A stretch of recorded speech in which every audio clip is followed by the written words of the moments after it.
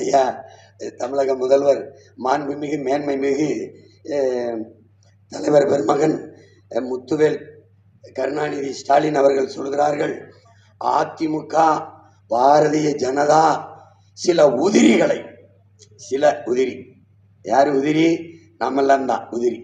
இந்த உதிரிகளை வைத்து பெரியாரை விமர்சிக்க செய்கிறார்கள். ஐயா ஒன்றை கவனியுங்கள், தமிழ்நாட்டிலே கேவலமான உதிரி நீங்க தான்.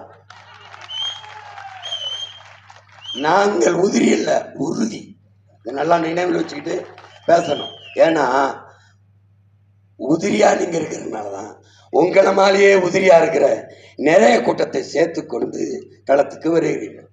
நாங்கள் உறுதியாக இருப்பதால் தான் தனித்து தனித்து தனித்து களத்தில் நிற்கிறோம். எல்லோருக்கும் புரியும்படி ஒரு சான்று, கோயிலை கட்டுவதற்கு பல கற்கள், உதிரி உதிரி உதிரி கற்கள்.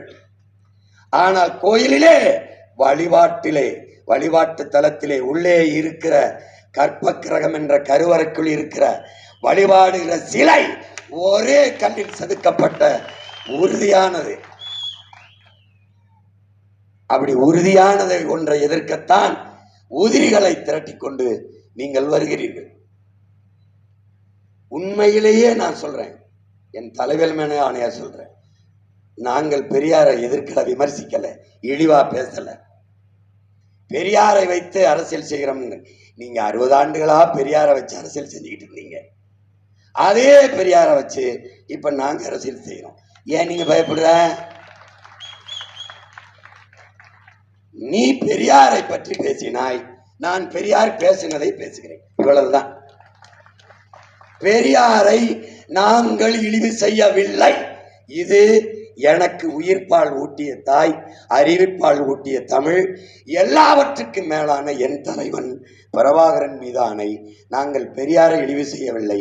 பெரியார்தான் 60 ஆண்டுகளாக என் மொழியை, என் இனத்தை இழிவு செய்திருக்கிறார். அந்த வாதத்திற்கு வரணும்.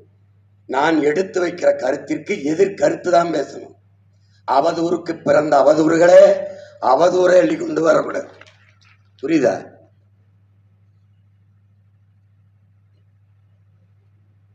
அதாவது என்ன பேசி என்ன செய்யறதுன்னு தெரியல. எனக்கு அளப்பெரிய ஆற்றல், ஆகப்பெரிய அறிவு செல்வம் இருக்குது என் மொழியில.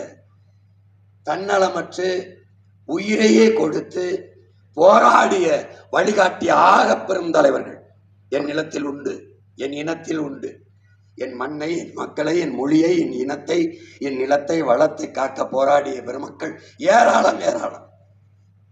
நாங்க இப்பவும் சொல்றேன், இந்த பொது வழியில் பெரியார் வேணும். யாருக்கு? உங்களுக்கு. பெரியார் இல்லாம ஒண்ணும் இல்லை உங்களுக்கு, பெரியாரால ஒண்ணும் இல்லை எங்களுக்கு. நீங்க பெரியாரை வச்சுக்கிறீங்க பூஜை அறையில, வரவேற்பு அறையில, வழிபாட்டு அறையில, எங்க வேணாலும் வச்சுக்க. கோயில் கூட கட்டு, குடமுழுக்கு கூட நடத்து, எதை வேணாலும் செய்யி. நீ விரும்பியபடி சமஸ்கிருதத்தில் சொல்லி, ஏன்னா தமிழ் சனியன் சொல்லிக்க, தெலுங்குல சொல்லிக்க, கன்னடத்தில் சொல்லிக்க, எதனை வெள்ளம் மந்திரம் ஒதுக்கி கும்பிட்டுக்க. எனக்கு வேண்டாம். ஏன் வேண்டாம்? எனக்கு ராமசாமியும் வேணாம் வச்சுக்க, ராமசாமியும் வேணாம் வச்சுக்க. அது கும்பிட சாமி இல்லாதவனுக்கு. எனக்கு 1 கோடி சாமி இருக்கு. ஒவ்வொரு தமிழ் குடிக்கும் ஒரு சாமி இருக்கு, குலசாமி. எனக்கு அதுக்கு நீ, எனக்கு அதுக்கு நீ. என்னை யார் என்று என்கிட்ட கேளு, நான் சொல்றேன் நான் தமிழன். நீ எனக்கு சொல்லாத நான் திராவிடன். எனக்கு பேர் நீ வைக்காத. இதான் இங்க இருக்க பிரச்சனை. உங்களுக்கு எல்லாம் குழப்பம் இருக்குது. ஏன் திடீர்னு பேசுறாருன்றா என்னைய? இப்பதான் தலைவலிக்குது, மாத்திரை போடுறேன். எந்த நேரத்துல எந்த ஆயுதத்தை பயன்படுத்த வேண்டும் என்று தெரிந்து களத்தில் நிற்கிறவன் தாண்டா சரியான போர் வீரன்.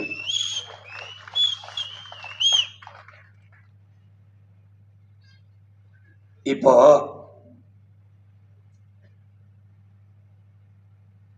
தம்பி, அன்பு தம்பி, ஆருயிர் தம்பி, தமிழ்நாட்டினுடைய துணை முதல்வர் உதயநிதி ஸ்டாலின் அவர்கள், மாண்புமிகு உதயநிதி ஸ்டாலின் அவர்கள் மக்களோடு மக்களாக அமர்ந்து உணவருந்துகிறார்.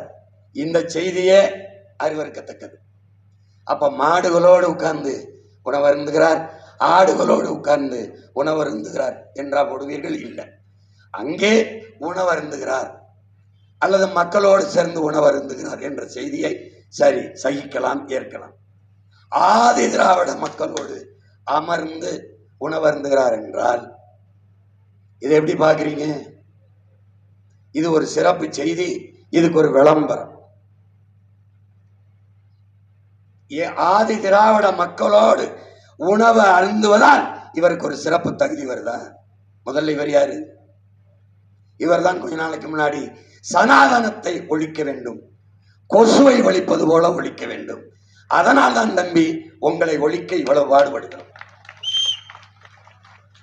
ஆதி திராவிடர்களோடு உட்கார்ந்து உணவருந்துவேன், அதான்டா சனாதனம், அதான் சனாதனம்.